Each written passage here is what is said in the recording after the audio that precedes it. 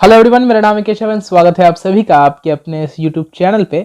जैसा कि आपको पता होगा, हम लोग एनटीपीसी इंपॉर्टेंट क्वेश्चंस का सेट कर रहे थे, जिसके अंदर हम लोग 25 क्वेश्चंस का सेट कर रहे थे, जिसके अंदर साइंस, एसएसटी और मिसलेनियस से रिलेटेड क्वेश्चंस रहते थे। जिसके अंदर बहुत इंपॉर्टेंट क्वेश्चन जो प्रीवियस ईयर प्लस करंट अभी जो क्वेश्चन आ रहे हैं उन सभी को लेकर के सेट बनाया जा रहा है और बहुत ही इंपॉर्टेंट है, जो एग्जाम में आपको डायरेक्टली बेनिफिट पहुंचा सकते हैं। आइए आज का वीडियो स्टार्ट करते हैं। वीडियो स्टार्ट करने से पहले अगर आप इस चैनल पर नए हैं तो प्लीज चैनल को सब्सक्राइब कर दीजिएगा, इस बेल आइकन को दबा दीजिएगा फॉर मोर इन्फॉर्मेशन नोटिफिकेशन। आप चाहे तो फेसबुक, इंस्टा और टेलीग्राम चैनल्स को भी ज्वाइन कर सकते हैं, जहां आने वाली हर वीडियो को लेटेस्ट अपडेट आपको मिलती रहेगी। अगर हम बात करते हैं साइंस की, एसएसटी की और मिसलेनियस की, तो साइंस के अंदर आपको टोटल 10 क्वेश्चन देखने को मिलेंगे इस सेट के अंदर। 10 क्वेश्चन वैसे ही आपको सोशल साइंस के अंदर और 5 क्वेश्चन आपको मिसलेनियस के मिलेंगे। चलिए सेट स्टार्ट करते हैं। सबसे पहले बात करते हैं हम लोग पहले प्रश्न की। तो पहले प्रश्न है कि what is the SI unit of electric power, यानी कि इलेक्ट्रिक पावर का एसआई यूनिट क्या है। तो इलेक्ट्रिक पावर का एसआई यूनिट है वाट। ठीक है, और यहां पर आप देख सकते हैं 2-3 और एसआई यूनिट्स दिए रखे हैं। इन अदर जो एसआई यूनिट्स के ऑप्शंस हैं उसके अंदर न्यूटन की बात करते हैं तो फोर्स का न्यूटन होता है। डायोप्टर जो होता है वो पावर होता है, ऑप्टिकल पावर। ठीक है, जो लेंस के अंदर जो पावर होता है उस पावर को मेजर करने के लिए डायोप्टर का इस्तेमाल होता है। पास्कल जो होता है वो होता है प्रेशर का। ठीक है, चलिए अब अगले क्वेश्चन की तरफ बढ़ते हैं। अगला क्वेश्चन है which cell organelle is called power house of cell, यानी कि सेल के अंदर जो बहुत सारे सेल ऑर्गेनल्स होते हैं उसके अंदर पावर हाउस किसे कहा जाता है। कौन सा ऐसा सेल ऑर्गेनल्स है जिसको पावर हाउस कहा जाता है। तो उसका सही आंसर है माइटोकॉन्ड्रिया। माइटोकॉन्ड्रिया को ही किचन ऑफ द सेल कहा जाता है और साथ में इसी को power house of the cell भी कहा जाता है, क्योंकि यहीं पर आपको ऑक्सीडेशन होता है और फूड से एनर्जी निकलता है। ठीक है, चलिए अब अगले प्रश्न की तरफ चलते हैं। तो अगला प्रश्न है कि study of human behaviour is called, यानी कि ह्यूमन बिहेवियर के स्टडी को क्या कहते हैं। तो ह्यूमन बिहेवियर के स्टडी को साइकोलॉजी कहते हैं। साइकोलॉजी जैसे कि आपको पता हो एक सब्जेक्ट भी है। Psychology is the study of human behaviour.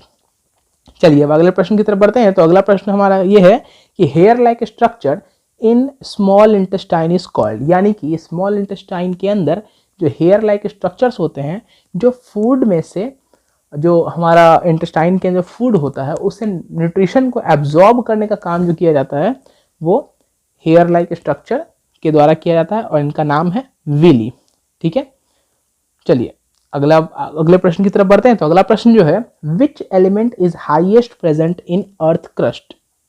देखिए, which element is highest present in earth crust, यानी कि अर्थ क्रस्ट के अंदर कौन सा ऐसा एलिमेंट है जो सबसे ज्यादा मात्रा में प्रेजेंट है। अबंडेंट अमाउंट में कौन सा एलिमेंट प्रेजेंट है, तो वो एलिमेंट है ऑक्सीजन। ठीक है, याद रखिएगा, बहुत इंपॉर्टेंट क्वेश्चन है, आपको बहुत सारे एग्जाम्स में ये प्रश्न देखने को मिल जाते हैं, वो है ऑक्सीजन। ठीक है, चलिए अगले प्रश्न की तरफ बढ़ते हैं। तो अगला प्रश्न जो है which organ of human body secretes bile juice. याद है, बाइल जूस हमारे बॉडी के अंदर बहुत सारे ऑर्गन्स होते हैं, उन ऑर्गन्स में एक बहुत ही इंपॉर्टेंट फंक्शन आता है बाइल जूस का, जो डाइजेशन में बहुत बड़ा रोल प्ले करता है। तो डाइजेशन जो है, डाइजेशन के अंदर बाइल जूस सिक्रीट किया जाता है लीवर के द्वारा। याद रखिएगा, लीवर ही बाइल जूस को सिक्रीट करता है। ठीक है, चलिए अगले प्रश्न की तरफ बात करते हैं। तो अगला प्रश्न है penicillin was discovered by. Penicillin जैसे कि आपको पता होगा एक दवाई है, जो पेंसिलिन बहुत इंपॉर्टेंट है क्योंकि इसी से एंटीबायोटिक बनाया जाता है। तो किसके द्वारा डिस्कवर किया गया, तो पेंसिलिन डिस्कवर किया गया था अलेक्जेंडर फ्लेमिंग के द्वारा। ठीक है, याद रखिएगा ये नाम, अलेक्जेंडर फ्लेमिंग। चलिए अगले प्रश्न की तरफ बढ़ते हैं। तो अगला प्रश्न है माइक्रोस्कोप वाज डिस्कवर्ड बाय, या फिर कह सकते हैं इन्वेंटेड बाय। ठीक है, माइक्रोस्कोप बेसिकली इन्वेंटेड होगा क्योंकि डिस्कवर जो होता है जिसकी खोज की जाती है, तो इन्वेंटेड आविष्कार। तो माइक्रोस्कोप किसके द्वारा आविष्कार किया गया था। ठीक है, तो माइक्रोस्कोप आविष्कार किया गया था एंटोनी वैन लीयोवेनहुक के द्वारा। ठीक है, याद रखिएगा, एंटोनी वैन लीयोवेनहुक के द्वारा माइक्रोस्कोप का आविष्कार किया गया था। चलिए हम अगले प्रश्न की तरफ बढ़ते हैं। तो अगला प्रश्न है decibel is the unit used for, यानी कि डेसिबल ऐसा यूनिट किस चीज के लिए इस्तेमाल किया जाता है। ठीक है, तो ऑप्शन है आपके speed of light, intensity of heat, intensity of sound, या फिर रेडियो वेव फ्रीक्वेंसी? इसका सही उत्तर होता है इंटेंसिटी ऑफ साउंड। आपने अक्सर सुना होगा कि 80 डेसिबल से ज़्यादा ह्यूमन बींग्स के लिए खराब होता है, ऐसा नॉइज जो 80 डेसिबल से ज़्यादा हो। इसका मतलब कि जो डेसिबल है वो ऐसा यूनिट है साउंड की इंटेंसिटी का। ठीक है, चलिए हम लोग अगले प्रश्न की तरफ बढ़ते हैं। तो अगला प्रश्न आपको देखने को मिल जाएगा, natural rubber is the polymer of. ठीक है, so natural rubber is the polymer of, तो इसका सही उत्तर आता है वो होता है आइसोप्रीन। यानी कि नेचुरल रबर का जो सबसे मोनोमर कह सकते हैं, मतलब किस चीज से जो नेचुरल रबर बना होता है, तो नेचुरल रबर बना होता है आइसोप्रीन से।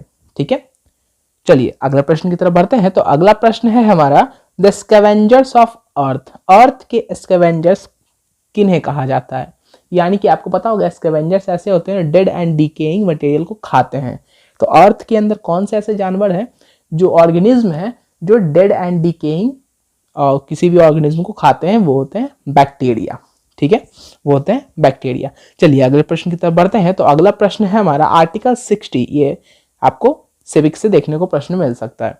तो ये है article 60। Article 60 is related to, यानी कि आर्टिकल 60 जो है किस चीज से रिलेटेड है?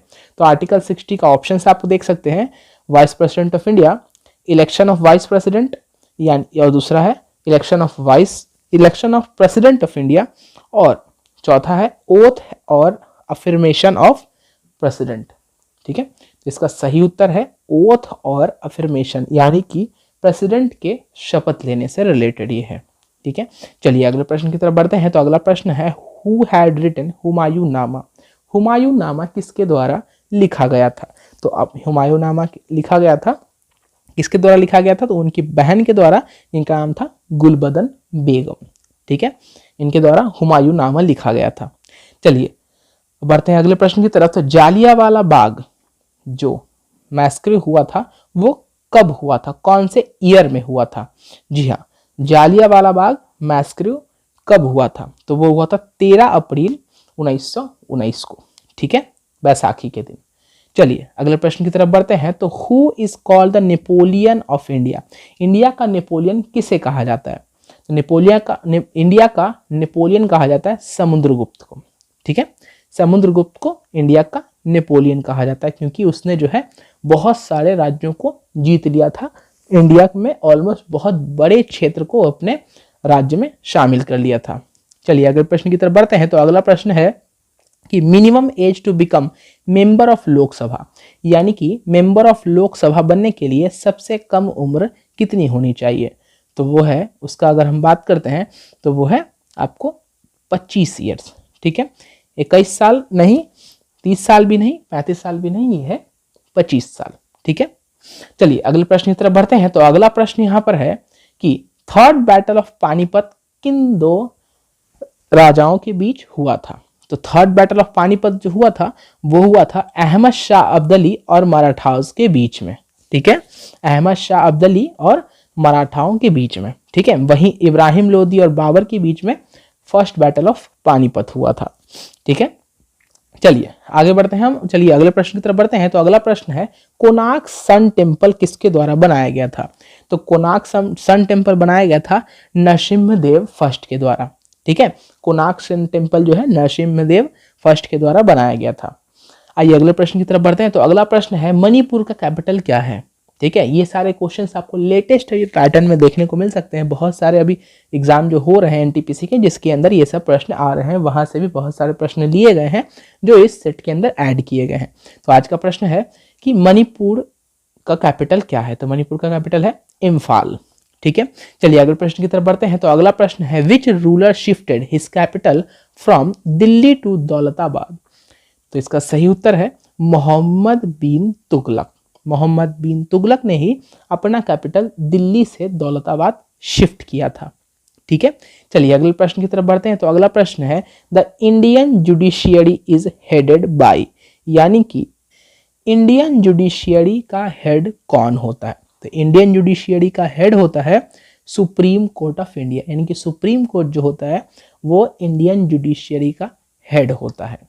चलिए अगले प्रश्न की तरफ बढ़ते हैं। तो अगला प्रश्न है, identify the UNESCO approved world heritage site from the following, इन सब में से कौन जो है वो यूनेस्को का वर्ल्ड हेरिटेज साइट है। ठीक है, 4 ऑप्शंस दिए रखे हैं, चारों में से आपको चूज करना है। सो ये 4 ऑप्शंस देके रखे हैं, जिसके अंदर मीनाक्षी टेम्पल, उसके बाद राइटर्स बिल्डिंग कलकत्ता, पुराना किला दिल्ली और काजीरंगा नेशनल पार्क। तो सही उत्तर होगा जो यूनेस्को के द्वारा अप्रूव किया हुआ हेरिटेज साइट है वो उत्तर है काजीरंगा नेशनल पार्क।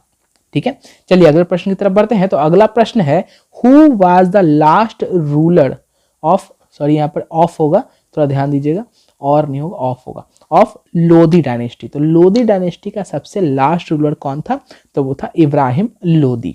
ठीक है, चलिए अगले प्रश्न की तरफ बढ़ते हैं। तो अगला प्रश्न है famous book written on the life history of Gautam Buddha, उस बुक का नाम है द लाइट ऑफ एशिया, किसके द्वारा लिखा गया है, तो ये लिखा गया है एडविन अर्नोल्ड के द्वारा। ठीक है, ये बहुत ही फेमस बुक है जिसका बुक का नाम है the light of Asia, Gautam Buddha की लाइफ हिस्ट्री के बारे में इसमें पूरा लिखा हुआ है।